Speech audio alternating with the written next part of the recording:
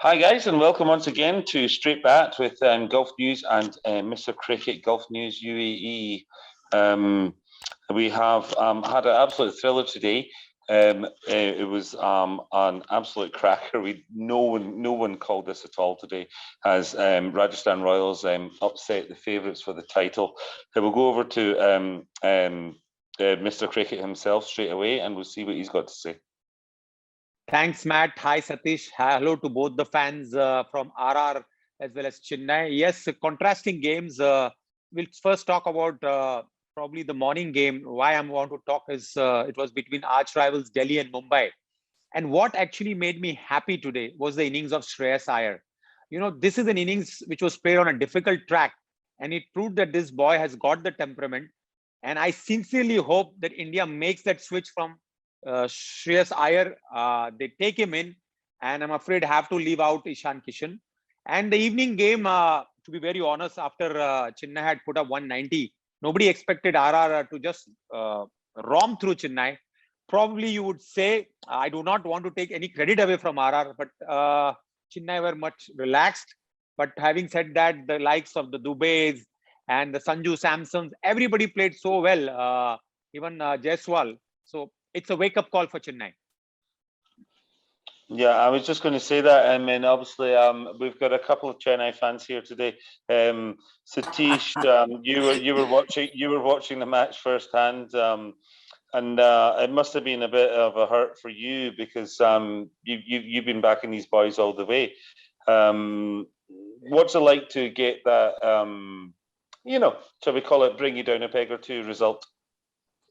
I think every team is bound to have an off day. I think it's good that Chennai had their off day early because right now they have already secured their playoff spot and they can afford to have a couple of slip-ups, and it can also mean that they can fine-tune their game as they go by. I don't see too much of an issue with Chennai. Yes, of course, the catching was not. It was a different Chennai team altogether. The couple of things that could, I would say, could worry Chennai is one is the fielding today because some of the catches could have been taken, and the second one, and the most important, is the form of Raina. He came in his favorite number 3 slot, but he couldn't get that runs which he would have helped him in the playoffs, where he will play a very important role. He's a top run getter for Chennai. That's fine, but still, a fit or a informed Raina would make a big difference to Chennai than Raina, who is still not among runs. Okay. And Dr. Romit, obviously, this never say die attitude is an amazing thing that Rajasthan have, and they're always trying to leave it to the last minute. How do you feel after today's result? The result, obviously, it's a ball. But I think so. This time, Sanju Samson played intelligent, and I'll tell you why. Before the start of the match, he was pretty much aware that if I win the toss, then I'm going to chase it. Why? Because you have the two best of the best slow bowlers with Chennai, then they have kept them out. So it was easy for him to make a decision to chase, and that's what he did actually. The second most important thing was that there wasn't any change in the attitude and intent of Yashasvi. He was going in the same way, in the same form, and so was Lewis, because they had nothing to lose today. Means like, if we lose it against one of the best teams is on the top of the table, and if we win it, then it has to be historical. So it was a very simple mathematics and calculated risk. Sanju played really good from overs 11 to 15 because he could able to control himself. The only shot he played and he got caught. So definitely he was in a bad seat if he had gone it earlier. What a comeback by Shivam Dube. Unexpected on that pitch. I used to always say that, Shivam is a good player on pace and medium paces, but then today I have to take it back. Today he was well calculated against the spin, and going from the first ball itself showed an amazing comeback for him. So hats off to the way they approached, and it is one of the best chases in the recent times in IPL Part 2. One of the best chases. And CSK must be shocked. They are shocked. I mean, you can see that. So I'll get there in a sec. So that's it. I'm like all the. You won't get chance to speak again. So give it to now the other guy. Yeah. And obviously, I'm pretty. tough one to take, I think, for you. I think that you thought you were going to cruise this one today, and then that's you secured at least one of the 1-2 spots. See, let me put it like that. Obviously, there is a disappointment because, after you score 190, one of your players hits a century, his first, and you're like, this match is done and dusted.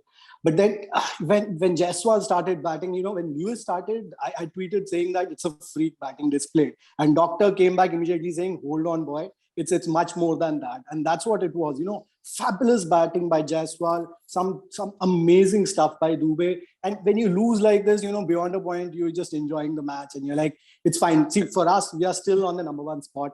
Unlikely that we'll be dethroned from there. So we are number 1. What happens now is, imagine the state of Mumbai Indian fans. They are on number 7, where we were this time around last season. So number 7 for them, they must be going crazy right now. Of course, they can qualify, but it's a long shot.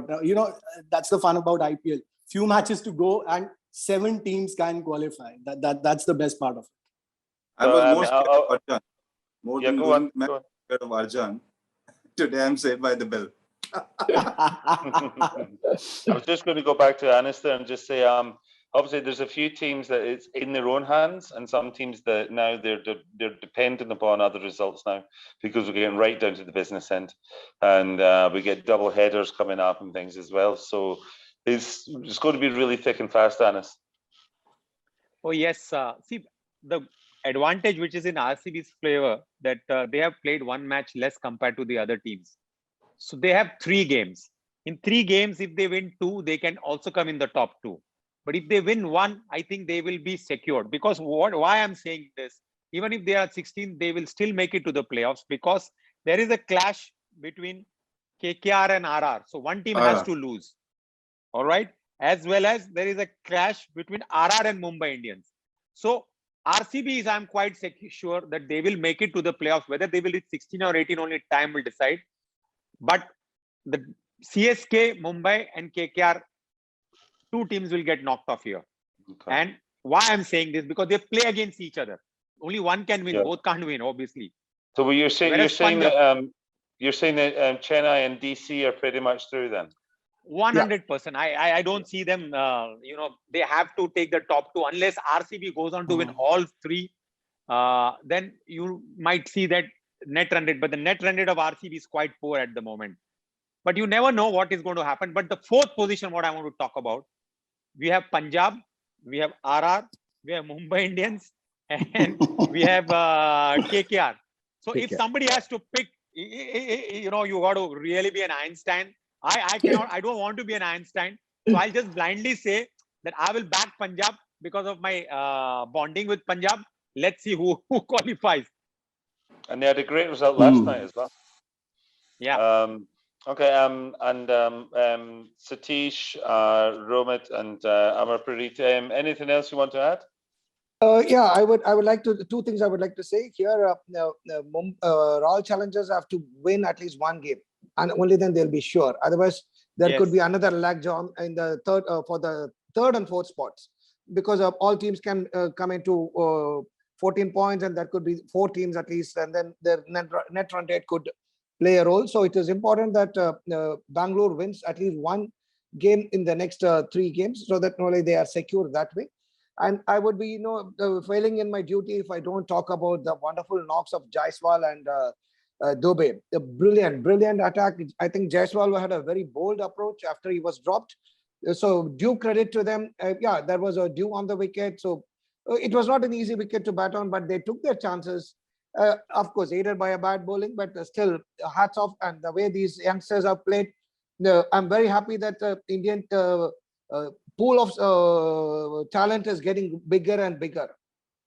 I'll admit that I didn't even know how to pronounce Dubey's name today until you guys were talking about him, because I'd never heard of him.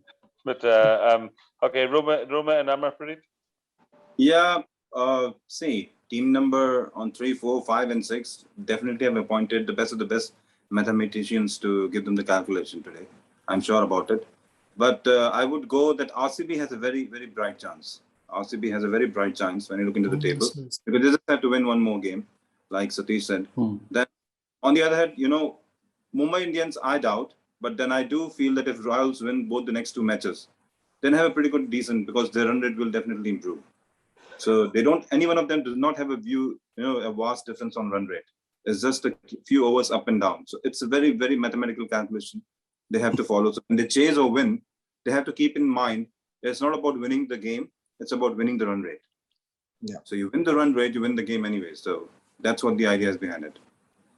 So two things from my side. First, I think Rituraj Gaikwad should probably be on standby for the T20 World Cup. You know, he's not shown a spark of 1 or 2 innings. He's been consistent, and he's been consistent since he joined this team from last season itself. So in the 14 odd matches that he's played, he scored in every match, right? So he should be on standby for the T20 World Cup. And, you know, Doctor may not like my views on it, but in my opinion, don't underestimate Mumbai Indians. They might just change the game. It's a long shot, but again, teams like those know how to bounce back. So you never know how the next 2 matches are going to go, and they might just get on to the table. Even I would like to go against it, because I don't know whether Doctor will be. I'll take your side, Doctor. I don't think Mumbai is doing that great this year, because even today the batting was not up to the mark. Yes, Surya Kumar Yadav got some runs, Mumbai Indians, but that confidence is not coming from them right now. The Mumbai Indians failed this time. The fans failed them, by overestimating them. True. I mean, like, you talk Mumbai Indians, it's like the Messiah. In cricket, there's no one Messiah. I have played myself. I never, flamboyantly say that Mumbai Indians is the best, it's the richest franchise. They have won so many matches. No, it's a game of cricket. You cannot. All right. I feel like a referee blowing final whistle here, but we have to call time on it, guys, because we have to keep it short. And again, we thank everybody that's here. Obviously, Anis, Romit, Amar Parit, obviously Satish, and we just ask you all to just join in tomorrow. We'll do it all again, and just log into golfnews.com, and you can catch up with everything, previews, reviews, comments, and everything, and you'll get everything that you need to know about IPL and World T20 right there. Cheers, guys. Thank you. Cheers. Bye-bye. Bye-bye.